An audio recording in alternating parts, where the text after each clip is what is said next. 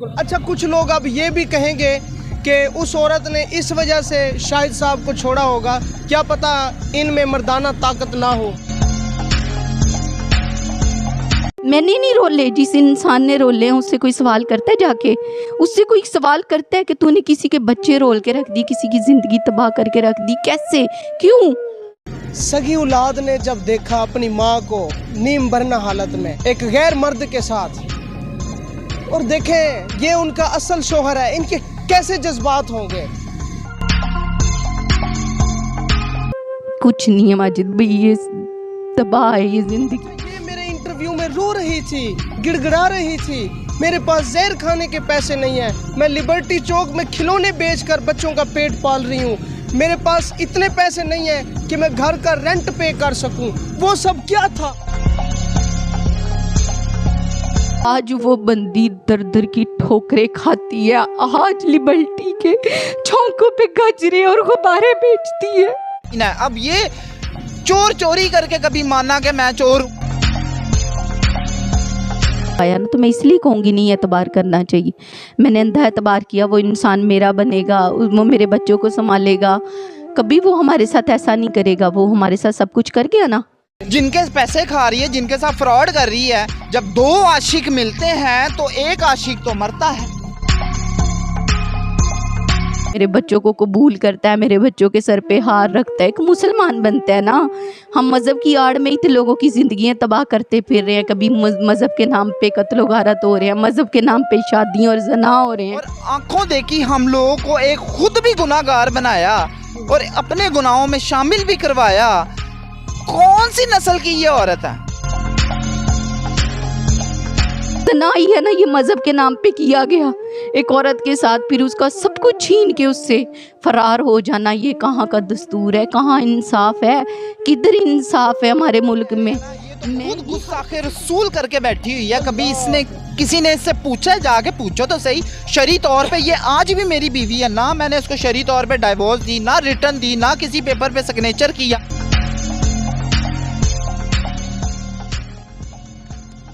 अस्सलाम वालेकुम नाज़रीन, माजिद अली हैदरी आपकी खिदमत में हाजिर है। जी हाँ नाज़रीन इकराम, आज एक इम्पोर्टेंट और वेरी यूनिक स्टोरी आप नाज़रीन के साथ शेयर करने वाला हूँ। अगर इस प्रोग्राम को छोटे बच्चे या औरतें देख रही हैं, खुदारा फैमिलीज़ इस प्रोग्राम को हरगिज़ ना देखें, क्योंकि आज के इस प्रोग्राम में हैरान कुन हक़ाइक़ हम आपके साथ शेयर करने वाले हैं। आज से तकरीबन कुछ माह कबल मैंने एक खातून समीना शाहिद की स्टोरी की थी। स्टोरी में तो बड़ी वो अपनी दुखी दास्तान सुना रही थी, लेकिन वो जो उनकी दास्तान थी वो बिल्कुल उसकी ज़ात के उलट थी। और मेरे साथ इस वक्त मौजूद हैं उनके तीसरे शोहर। जी हाँ नाज़रीन इकराम, अब तक वो 5 शादियां कर चुकी हैं। खुदा जाने, सुनने में ये आया कि कई मर्दों के बिस्तर गर्म भी कर चुकी हैं और कई लोगों के साथ उसके नाजायज़ ताल्लुकात हैं। लोगों की रातें रंगीन बनाती है, सोशल मीडिया पर लोगों को कॉल्स करती है जो मुश्तज़नी करते हैं। ये नंगी हो जाती है, अपनी बरना हालत में अपना जिस्म दिखाती है, तो वो नौजवानों के पानी निकल जाते हैं। अस्तगफिरुल्लाह मिन ज़ालिक, मुझे ऐसे अल्फाज मजबूरन इस्तेमाल करने पड़ रहे हैं। तो खुदारा जो लोग आउट ऑफ कंट्रीज़ में कमाने के लिए जाते हैं उनसे रिक्वेस्ट करूँगा कि अपनी औरतों पर, अपनी इज़्ज़तों पर भी आप लोग अपनी नज़रें जमाई रखें। इसी तरह आज हमारे साथ मौजूद हैं मोहम्मद शाहिद मंसूर साहब, जो कि उस खातून के तीसरे शोहर हैं और इनके साथ ये बहुत बड़ा फ्रॉड हुआ, मैं यूँ कहूँ कि बहुत बड़ा स्कैम हुआ। और इनकी ज़िंदगी की दास्तान इन्हीं की ज़बानी जानते हैं, किस तरह उसने इनको लूटा, किस तरह उसने इस नौजवान को, इस शरीफ इंसान को इनके माँ बाप से, बहन भाइयों से जुदा किया और इनके जज्बात के साथ, इनके इमोशंस के साथ खेलती रही और इनको इमोशनली ब्लैकमेल करती रही। आइए नाज़रीन इनसे बात करते हैं। अस्सलाम वालेकुम। वालेकुम अस्सलाम। सबसे पहले तो आपका बहुत शुक्रिया, और यकीन करें कि मैं आपके दुख में, गम में बराबर का शरीक हूँ। मुझे बड़ी तकलीफ़ हुई है। अल्लाह करे इस तरह किसी मर्द के साथ किसी की इज्जत इस तरह बिहेव ना करे, और अल्लाह दुश्मन के साथ भी दुश्मन को भी ऐसा वक्त ना दिखाए। खुदा की कसम, इनका एक एक दिन ऐसे गुजर रहा है जैसे इनके लिए कयामत है। और मुझे पता है इनकी फीलिंग्स। ऑफ कैमरे में रो रहे थे, परेशान थे। ये सच्ची मोहब्बत उनसे किया करते थे और उसने जो इनके साथ किया, आइए इनसे बात करते हैं। शाहिद साहब, मुझे ये बताइएगा, आपकी उसके साथ तीसरी शादी कैसे हुई? सर ये मैं काफ़ी टाइम बोल चुका हूँ और एक दो जगहों पे भी मैं इस चीज़ को बयान कर चुका हूँ कि उनकी शादी जो ये मेरे साथ तीसरी हुई, उन्होंने ये एक तो उनकी बचपन में उनके पेरेंट्स ने कर दी थी। अच्छा, ठीक है। जब ये बहुत छोटी उम्र में थे, हल्की उम्र में थे, तो उनके पेरेंट्स ने अपनी फैमिली में इनकी एक शख्स से शादी कर दी थी। फिर वो शख्स से इनका रिलेशंस ख़त्म हो गया।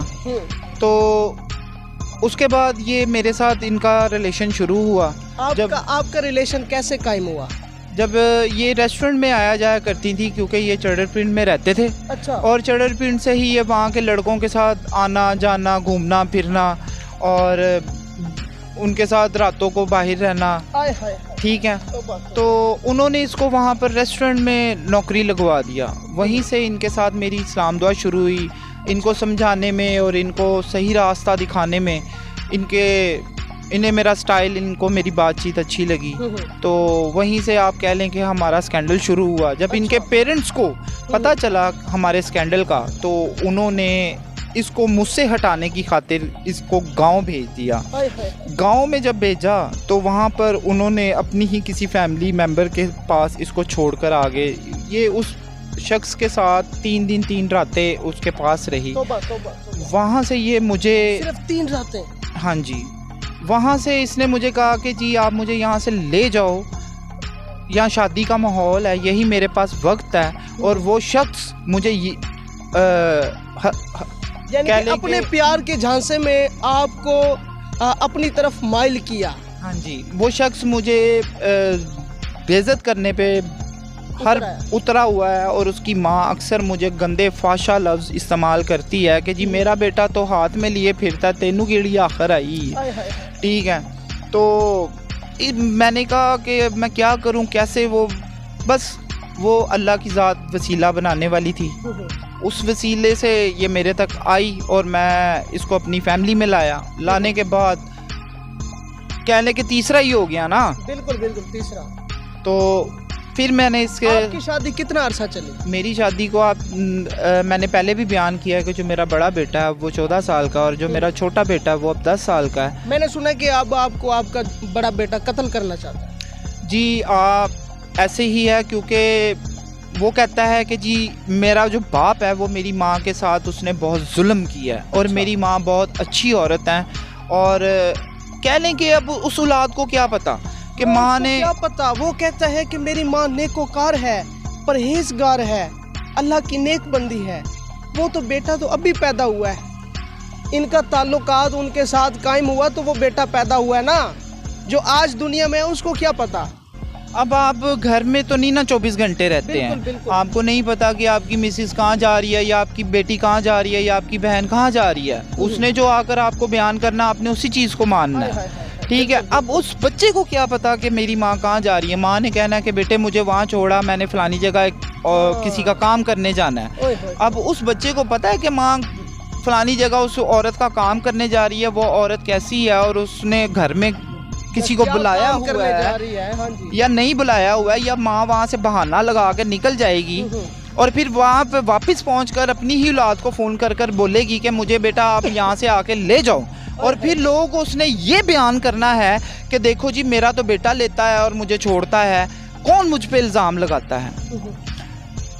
जो औरतें ऐसी फाशा किस्म की हरकतें करती हैं, या वो लोगों को उकसाती हैं, या वो लोगों को अपनी तरफ कायल करती हैं, जो लोग इस कैटेगरी के होते हैं उन्हें फ़ौरन पता लग जाता है। बिल्कुल। अच्छा मुझे ये बताएं शाहिद साहब, चौथे बंदे के साथ उसका स्कैंडल कब शुरू हुआ था और आपको कब पता चला था और उसने आपको कब छोड़ा? चौथे बंदे के साथ स्कैंडल इसका शुरू हुआ था कि आज 2 साल होने जा रहे हैं इस वाक़ये को गुजरे। आप 2 साल पीछे चले जाएं तो सितंबर की 23 को मुझे इस बात का पता चलना शुरू हुआ था। और मेरी तफ्तीश करने पे और लोगों से पूछने पे और लोगों ने मुझे बताया कि आपकी मिसिस का ये स्कैंडल इस बंदे के साथ चल रहा है और 3 महीने से चल रहा है, और इसने चोरी आपसे एक टच फ़ोन रखा हुआ है, वो कहाँ से आया? आपकी बीवी टच फ़ोन पे सारी रात रिक्शों में बात करती है, उसके घरों से निकलती है, रातों को 1-1 बजे उसके घर से निकलती है। बुलाएं आप अपनी बीवी को, उसे के कुरान पे हाथ रखे और कसम खाए, इतनी सच्ची है तो वो बंदा बाहर निकलता है, आपके बच्चों को 500 रुपया दे के बर्गर लेने भेज देता है, और बच्चे बर्गर लेने जाते हैं और आपकी बीवी उस घर से, उसके कमरे से निकलकर आप अपने घर घुस जाती है। इस सब चीज़ों को पूछने पर कौन सा जुर्म हो जाता है? कौन सा जुर्म हो जाता है? सवालिया निशान है ये। सर आप मुझे बताएं, आपकी मिसिस के लिए कोई आप जैसे लड़के हों, कोई यंग एज के हों, तो मैं मानूं भी यार ये ऐसे ही इल्ज़ाम लगा रहे हैं या मेरा घर ख़राब करना चाह रहे हैं। जब मोहल्ले के मोअज़्ज़िज़ बंदे, माओ बेटियों वाले, बहुओं वाले, बुज़ुर्ग हज़रात वो बता रहे हैं, तो फिर पीछे क्या बचता है? और ये मामला आँख मटक्के से चल रहा था। पॉलर तो बनाया कि रोज़गार चले, मेरा बाजू बने, मैं इसका बाजू बनूं, हम अपने बच्चों को पालें, उन्हें एक अच्छा कैरियर, एक अच्छा मुस्तकबिल दें। अच्छा मुझे आप ये बताएं, उन बच्चों को, उन बच्चों की फीलिंग, उन बच्चों की चीज़ें आप वापस ला के दे सकते हैं?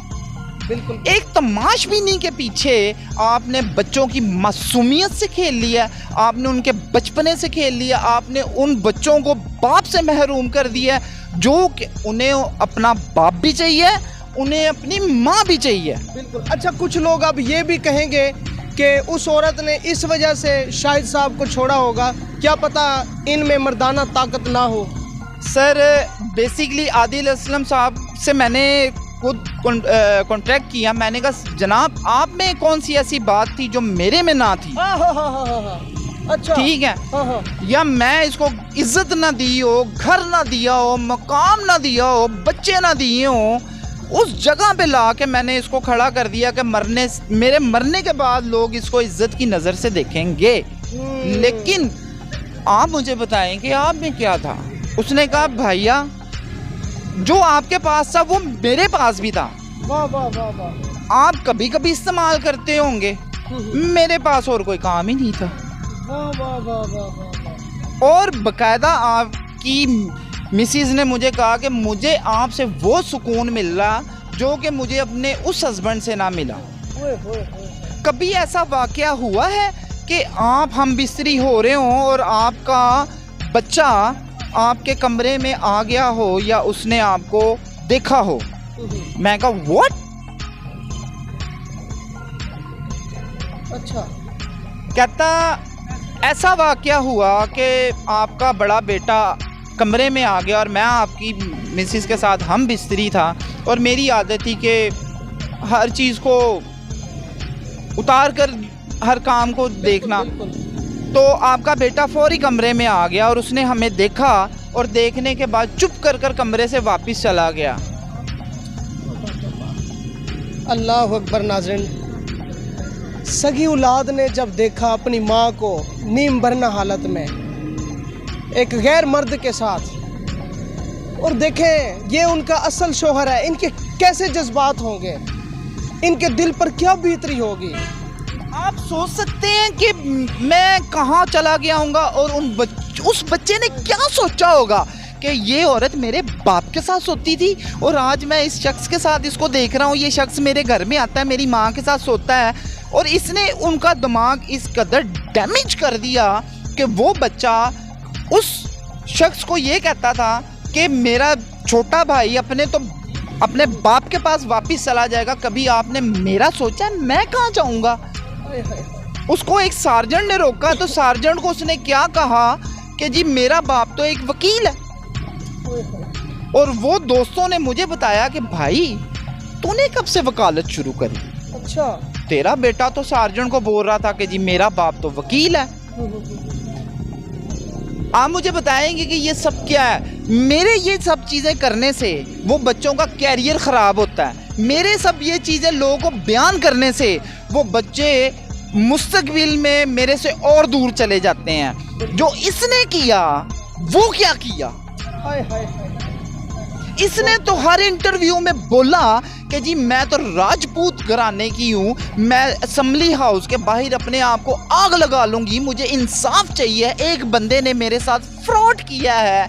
ये कौन सा राजपूत घराना है? अच्छा, ये मेरे इंटरव्यू में रो रही थी, गिड़गिड़ा रही थी, मेरे पास जहर खाने के पैसे नहीं है, मैं लिबर्टी चौक में खिलौने बेचकर बच्चों का पेट पाल रही हूँ, मेरे पास इतने पैसे नहीं है कि मैं घर का रेंट पे कर सकूं। वो सब क्या था? सर वो सब एक दिखावा था। जो पॉलिटिक्स होती है ना, आपके साथ एक पॉलिटिक्स चल रही है, वो आप किसी को कैसे बयान करोगे? चलें करके दिखाएं। बिल्कुल बिल्कुल, हर बंदे का तजर्बा होता है, मौजूदा सूरत हाल को देखकर बंदा अपने तौर तरीके से बात करता वो है। सब तो एक दिखावा था। दिखावा था, बिल्कुल। क्योंकि आदिल असलम इसको छोड़कर जा चुका हुआ था, उसके पेरेंट्स ने, और वो खुद पीछे हट गया था जब उसको इसकी हरकतों के बारे में और करतूतों के बारे में उसका एक जवाब था, और वो 100 बातों का एक जवाब था। उसने कहा कि मैं इतना जानता हूँ कि जो औरत अपना बसा बसाया घर खराब और उजाड़ सकती है ना, वो एक अच्छी औरत नहीं हो सकती। बिल्कुल बिल्कुल। अच्छा शाहिद साहब, मुझे ये बताएं जो मेरे चैनल से लोगों ने वो वीडियो देखी, किसी ने 1 लाख रुपया उसको सेंड किया, किसी ने 50,000 रुपये की डोनेशन की, किसी ने 10,000 रुपये की डोनेशन की, और मुझे याद है इदरीस भाई यूके वाले, उन्होंने मुझे 20,000 रुपये भेजे थे और कहा था कि 10,000 रुपये आपने फ़लाँ जगह पे इस्तेमाल करने, ये अमानत के तौर पर, और बाकी जो 10,000 हैं वो उनको दे देना है। जैज़ कैसे मैंने खुद ही भेजे, सेंड किए थे उसके नंबर पे। तो कहने का मकसद है कि उन लोगों की क्या आंखें बंद हैं, उन लोगों को नहीं पता सर, क्या वो लोग लाइल्म हैं? सर वो उन लोगों को अब अगर पता तो सबको चल गया। ये गुनाह तो सबको हो रहा है ना। सर पता तो सबको चल गया। उन लोगों से कभी अंदर उन्हें कहें कि अपने झांक कर, अपने ज़मीर को झांक कर ये बताएं कि क्या आपको लगा कि ये औरत अच्छी थी और हम एक अच्छी औरत के पीछे इन्वेस्टमेंट कर रहे हैं? क्या उनके घर में माएँ बहनें बेटियां नहीं हैं? सर मैं आपको एक बात बताता हूँ कि उनको सब पता है। जब ये किसी से डोनेशन मांगती है या करती है तो उन लोगों को इसके लहजे से या बातचीत से उनको पता नहीं चलता। जब ये उनको अपनी तस्वीर वगैरह को सेंड करती है, जो बुरखे में रहने वाली, जो कहती है कि जी मैं हिजाब से बाहर नहीं आती, जिसके ये अभी आप लोगों को एविडेंस दिखा रहे हैं, लोग देख रहे हैं, जिसके ये टिकटॉक्स चल रहे हैं, वो हिजाब से बाहर आ गई। ये राजपूत ख़ानदान की इज्जत राजपूतों को नज़र नहीं आ रही। अच्छा मुझे शाहिद साहब ये बताएं, जो मकान मालकन और मालिक मकान उसको रेंट पे घर देते हैं, उनको क्या पैगाम देंगे? क्योंकि ये तो 420 औरत है सर, इसने तो बहुत नुकसान किए होंगे। सर उन्हें पैगाम क्या दूं मैं? वो खुद बहुत समझदार इंसान है, मचोर इंसान है, दुनिया में उठने बैठने वाले मेरे हैं। ख्याल से कोई मालिक मकान नहीं चाहेगा कि हमारी किराएदारनी के घर में कोई गैर महरम, कोई बुरी नीयत से आए और बुरा काम करके जाए। तो गैरतमंद लोग हैं, वो नहीं चाहेंगे ऐसा। उनको पैगाम दे जरा मालिक मकानों को। सर मेरी तो उनसे यही गुजारिश होगी कि आप अपने किराएदारों को देखभाल कर रखें, पहले उनके बारे में जान तो लें कि वो किस कैटेगरी के हैं और कहाँ से आए हैं और उनका क्या सीन है, ये लोग क्या कर रहे हैं, और इनके घरों में जो आ रहा है ये कौन आ रहा है। ये औरत 2 बच्चों की माँ है। इस औरत, ये कह लें कि समझदार औरत है, जिसने इतनी ठोकरें खाई हों या जिसने इतने लोगों की मारें खाई हों, जिसने इतनी बड़ी गलतियां दुहरा ली हों, भाई साहब, वो औरत कह लें कि किसी गैर मर्द के आगे भी फटक जाए तो बात करें। अच्छा एक बुजुर्ग बाबा हैं, उसका नाम मुझे इतला मिली है कि उनका नाम है डॉक्टर काजमी साहब। उसके साथ भी उनका कोई अफेयर चल रहा है, वो कोई लिविंग रिलेशन भी उन्होंने कायम कर लिए। इनमें कितनी हकीकत है? सर इसमें हकीकत जितनी एविडेंस मैंने दे दिए हुए हैं, एविडेंस मैंने पहले भी दिए हुए थे, वो सब चीज़ों में है, उतनी ही हकीकत बातों में भी है। अब वो शख्स इनको इस्तेमाल कर कर छोड़ गया है या नहीं किया है, या जो भी सीन है, अब ये चोरी करके कभी माना कि मैं चोर हूँ? कभी नहीं माना। कभी किसी ने किसी का कत्ल करके कहा कि मैंने ही किया? ठीक है, कल को इनके साथ को वादा घाटा हो जाए, कोई इनके साथ हबी नबी कर जाए, तो इस चीज़ का जिम्मेदार मैं या आदिल असलम होंगे? बिल्कुल भी नहीं। जिनके पैसे खा रही है, जिनके साथ फ्रॉड कर रही है, जब दो आशिक मिलते हैं तो एक आशिक तो मरता है। अच्छा, शरीयत के मुताबिक एक प्यारा सा सवाल है, ठीक है, इस सिचुएशन पे वो बनता भी है। जो मर्द में शहवत होती है ना, मर्द की निस्बत औरत में ज़्यादा होती है शहवत, ठीक है। तो ऐसा कौन सा प्यार है जो अभी तक उसको 500 मर्दों में से कोई नहीं दे सका, और कौन से मर्द की उसको तलाश है, और कैसा बंदा उसको चाहिए जो उसकी ये ख्वाहिशात पूरी कर सकता है? सर जी, ये तो अब वो बेहतर आपको बता सकती हैं कि जी उन्हें कौन सा सच्चा प्यार चाहिए। हालांकि लव मैरिज उन्होंने मेरे साथ भी की, मेरा जितना उन्होंने ज़िंदगी का नुकसान और सब कुछ तबाह कर दिया ना, उतना शायद ही किसी इंसान का किया होगा। ठीक है, मेरे बच्चे तक उसने रोल दिए, मेरी ज़िंदगी उसने रोल दी, मेरे इतने साल उसने ज़िंदगी के रोल दिए, मेरे घर बार उसने सब कुछ फना कर दिया, और आंखों देखी हम लोगों को एक खुद भी गुनाहगार बनाया और अपने गुनाहों में शामिल भी करवाया। कौन सी नस्ल की ये औरत है? अच्छा, मैंने सुना कि आपको थ्रेट्स भी किया जा रहा है, धमकियां दी जा रही हैं आपको आउट ऑफ कंट्री से, पाकिस्तान के मुख्तलिफ शहरों से। बड़े लोगों ने मुझे थ्रेट किया, बड़े लोगों की धमकियाँ आई, बड़े लोगों ने मुझे गालियाँ दी, ठीक है, और इंक्लूडेड इसने मेरे बड़े बेटे को मेरे खिलाफ खड़ा किया हुआ है कि ये मेरे तक पहले पहुँचेगा तो मैं इसका बेटा आगे कर दूँगी। अब वो मेरा बच्चा अपने दोस्तों के साथ मुझे कत्ल करने के लिए फिरता है, असले खरीदता फिरता है, ठीक है, उसके दोस्त उसको असले लेके देते हैं, ये इसकी परवरिश है। खुदा न ख्वास्ता, अल्लाह ना करे, अल्लाह ताला आपको अपनी हिफ्ज़ व अमान में रखे, अल्लाह ना करे अगर आपके साथ कोई ऐसा वाक़या होता है, आपको जानी माली तौर पर कोई नुकसान पहुंचता है, तो इसका कौन ज़िम्मेदार है? सर, इसका कौन जिम्मेदार है? ये तो अल्लाह मालिक है। इसने मेरे पीछे छोड़ा ही क्या है? मेरे फैमिली वाले मुझे वो छोड़ गए, मेरे पेरेंट्स वो छोड़ गए, मेरी वालदा तो वैसे ही फौत हो चुकी थी, और जब वो फौत हुई थी तो उन्होंने मुझे बोला था कि ये औरत तुझे छोड़कर चली जाएगी, जब तक मैं ज़िंदा थी ये तब तक तेरे साथ थी। क्यों? कि मैं तुझे फाइनेंशियली सपोर्ट भी करती थी, हेल्प भी करती थी। बॉस देखें, जिस घर को चलाने के लिए, इंडिपेंडेंट रहने के लिए, अपने बच्चों को पालने के लिए आजकल की सैलरीज पूरा नहीं करती। मेरे पेरेंट्स अगर मुझे पूरा करते थे तो जाहिर सी बात है मेरी ही फैमिली में आई है तो वही मुझे सपोर्ट करेंगे ना। नहीं, अगर आपके साथ कोई अच्छा बुरा वाक़या हो जाता है, इसमें वो लोग भी मुलविस होंगे जो उसको डोनेशन कर रहे हैं, सपोर्ट कर रहे हैं। सर, अभी जो जितने लोग इसके साथ जुड़ चुके हैं ना, आप समझे कि इसके बहुत सारे मुंह और बहुत सारे दिमाग हो चुके हैं। वो लोग इसके पीछे लगकर पता नहीं क्या, पुलिस तक इसके पीछे लग जाती है, पुलिस तक इसका कहना मान लेती है। अब ये उनको क्या कहती है, मगरमच्छ के आंसू बहाती हैं या क्या करती हैं, मैं नहीं जानता। जितनी मोहब्बत मैंने इस औरत से की, आज मुझे उतनी ही इस औरत से नफरत है। अच्छा, आगे फ्यूचर में क्या है, आप कोई लीगल एक्शन लेने जा रहे हैं उसके खिलाफ? सर, एक्शन तो वो रब की ज़ात पे छोड़ा है, दुनिया वालों ने क्या एक्शन लेना है। यूट्यूब पर तो आजकल एक शादी का बिजनेस बना है, लोग सिर्फ वो औरत को देखते हैं कौन रो रही है, कौन मजबूर है, हम इसको डोनेशन करते हैं, हम इसको पैसा भेजते हैं, हम इससे शादी की ऑफरें करते हैं, इसकी गंदी गंदी तस्वीरें इसको गलत रास्तों पे चलने पे मजबूर करते हैं। ये सब चीज़ें तो ये चीज़ें बनी हुई हैं हमारे सब। लोग इंटरव्यू करते हैं और इंटरव्यू करके चले जाते हैं, लोगों का चंद मिनट का एक चाम होता है, उसके बाद वो ख़त्म हो जाता है। क्या लोग एक्शन लेते हैं? यूट्यूबर्स को लोगों ने मजाक समझा हुआ है। इस औरत ने यूट्यूबर्स के इंटरव्यूज़ दे के उन लोगों को इसने बेवकूफ़ बनाया, उन लोगों को अपने रोने धोने से कह लें कि अपनी तरफ कायल किया, उनसे अपना काम निकलवाया।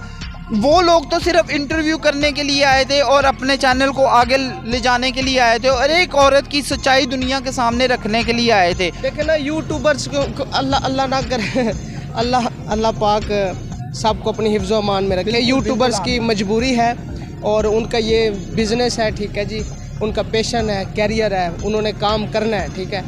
अब यूट्यूबर्स को गैब का इल्म तो नहीं है कि ये जो भाई साहब मौजूद हैं ये कहाँ तक सच बात कर रहे हैं, या वो औरत जो आंसू बहा रही है इनमें कितनी रियलिटी है, कितना झूठ है। यूट्यूबर्स को तो कोई पता नहीं है ना। सर देखें, जितने एविडेंस उन्होंने अपने दिए थे वो उन्होंने आदिल असलम के दिए थे, ठीक है। जितने एविडेंस मैंने दे दिए हैं वो इनकी रियलिटी मैंने आगे रख दी है। Very good, very good. ठीक है। ये कोई भी एक ऐसी बात नहीं इस प्रोग्राम में जो हवा में हुई हो। जितनी भी बातें हुई हैं एक एक सबूत शाहिद मंसूर साहब के पास मौजूद है और महफूज है। अच्छा, ये मुझे कहती है कि जी आप हैकर हो, आप मेरा हैक करते हो, फलाना करते हो, टमकाना करते हो, ये करते हो, वो करते हो। सर, इसको अगर लोग इन्फॉर्मेशन देते हैं तो क्या मुझे इसकी इन्फॉर्मेशन कहीं से नहीं आती? क्या आपको चंद लोग नहीं जानते, आपके फैमिली वालों को नहीं जानते, आपके भाइयों को नहीं जानते? कहीं से आप तक आ ही जाती है ना बात, मेरे तक भी आ जाती है। अब आ जाती है। मेरा आखिरी सवाल ये है कि ऐसी औरतें, ऐसी 420 औरतें, ऐसी बेहया, बेअदब, अपने शोहर की गुस्ताख औरतें जो माशरे में बेहयाई, गंदगी, बदलिहाजी फैला रही हैं, फहाशी और अरियानी फैला रही हैं, ऐसी औरतों को क्या पैगाम देंगे? ये किस तरह अपनी आखिरत बर्बाद कर रही हैं? मैं आपसे इनको आखिरत की तैयारी करनी चाहिए। मैं आपको बड़ी प्यारी एक बात कहूँगा कि इन्होंने अपने इंटरव्यूज देकर हर माँ बहन को ये बताया कि देखें जी आज़ादी किस तरह लेते हैं, देखें जी वाहियाते हरकतें और फाशा हरकतें और लोगों से पैसे किस तरह खाते हैं और किस तरह लोगों को इस्तेमाल करते हैं। ठीक है, वो माँ बाप देखें कितने अच्छे और प्यारे हैं जो इसकी शादियाँ करवाते हैं और इसी की शादियों में गवाहियाँ भी खुद ही देते हैं, और फिर उन लोगों को भगाने में और उन लोगों से इसको दूर करने में उनका ही सबसे बड़ा हाथ होता है।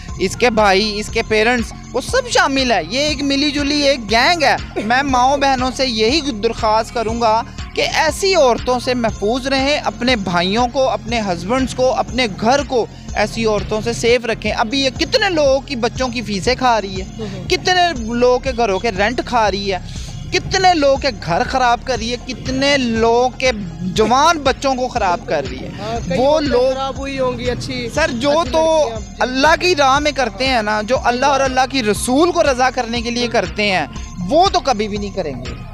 ठीक है, और जो तमाशबीनी के लिए करते हैं, दिल लगी के लिए करते हैं, वो बेशक करते रहे। उनके पास फालतू का पैसा, भाई हराम का पैसा आता है। बहुत शुक्रिया शाहिद साहब। मेरी दुआ है कि अल्लाह ताला इससे भी ज़्यादा खूबसूरत, बाअदब, बाहया, बाकिरदार, जो आपसे दिल से मोहब्बत करने वाली हो, ऐसी बीवी से आपको नवाजे। और अल्लाह ताला ऐसी औरतों को दुनिया में भी जलील करता है, आखिरत में भी, क्योंकि जो मर्द है ना, मर्द का बहुत बड़ा मुकाम है।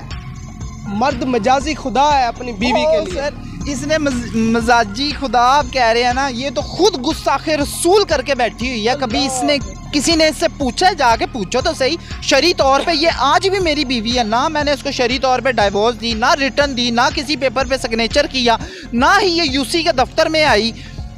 सिर्फ इसने खुला लिया, और वो भी आदिल असलम के पीछे लग कर लिया। इसने वहाँ पे से डिग्री ले ली, वन साइडेड ले ली, मेरे तक कोई नोटिस भी नहीं आने दिया। और फिर आदिल असलम के साथ इसने पूरा निकाह किया, वो भी इसने गवाहियाँ, पैसे, सारा कुछ खुद पल्ले से भर कर उसको रजिस्टर्ड करवाया। उस निकाह को मौलवी के पास से 6 महीने दबे हुए निकाह को इसने निकलवाया, जबकि वो निकाहनामा खारिज हो जाता है। ये जो आपने इल्ज़ाम लगाया है गुस्ताखी का, जी, ये आपके पास सबूत है? सर, किस किस्म का आप सबूत चाह रहे हैं? जो आप ये साबित कर सकते हैं कोर्ट मैं में? कर सकता हूं, क्योंकि मैंने इसको कभी डाइवोर्स शरई तौर पे दी ही नहीं। मैंने कभी इसको बोला ही नहीं कि मैं तुझे डाइवोर्स दे रहा हूं। मैंने कभी इसको रिटर्न में भी नहीं दी। इससे पूछें इसने कब मुझे कोई डाइवोर्स आने दी है या कोई वो चीज़ आने दी है। इस चीज़ का फ़ैसला तो हमारे उलमा कराम करेंगे, और जो उलमा कराम इस भाई साहब से मिलना चाहते हैं मुझसे रब्ता करें। और फ़िलहाल मुझे इजाज़त दें। अपना ख्याल रखिएगा। फ़ी अमान।